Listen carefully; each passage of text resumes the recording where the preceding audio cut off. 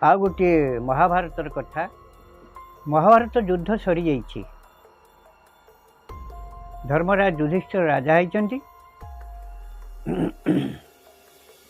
किंतु मनरे सुख नहीं, सबुबेले कांदुछन्ति। तांकर शोक को केही रोध करि पारुनाहांति। पितामह भीष्म सेतेबेले सरसज्जार थांती। जेकोसी काम हेले तांकु जाई पचारती। ये घटना भी जाई चारि भाई जाक कहले, पितामह बड़ भाई राजा होइछन्ति किंतु सबुबेले कांदुछन्ति, ताले राजकार्य हब केमिति? आपण कौन कहतु? पितामह भीष्म सब शुणिले, किंतु से विषय किसी न कही कहले, देख मोर समय हो गला, मु एबे जीवी, मो पाई कोठी गोटे समाधि प्रस्तुत कर। ये तो इच्छा मृत्यु वर पाई, इच्छा कले मरिबे। ये चारि भाई बाहर जीवाई यही समय पितामह कहते, बोले देख जेमिति जोठी मो पाई समाधि मते समाधि दब, सेठी जेमिति आउ केबे समाधि पाई नथिबे, कौन सी जुगरे भी पाई नथिबे।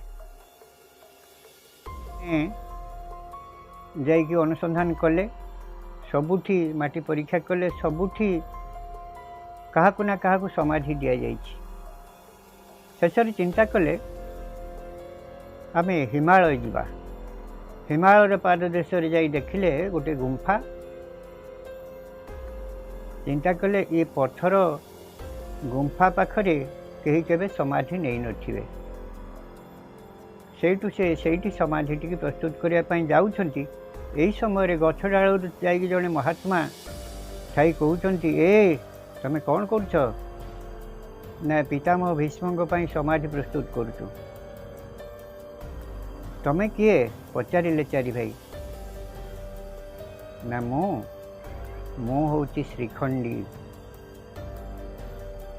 भीष्मंकर मृत्युर कारण। केबे ठारु एठी अछ? कहले मो जुग जुग धरि रहिछि। अच्छा तमे कहि परियो एठी केबे काहाकु समाधि दिया जाइछि कि?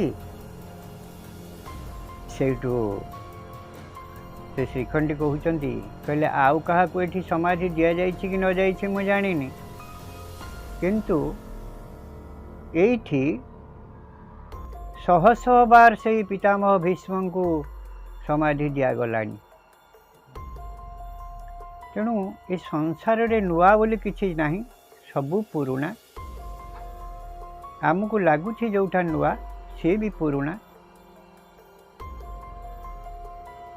ये हूँ ब्रह्मवैवर्त पुराणर कथा, जहाँ को कहती तत्व कथा। ये कथा शुणिकी धर्मराज बुझीपारे, कहले संसार को जी आसती तांको जीवाकू हुए, तेणु से चलीगले, मु तांको पई कहीं शोक करी। तापर तांकर सबू ठीक ठाक हो गला।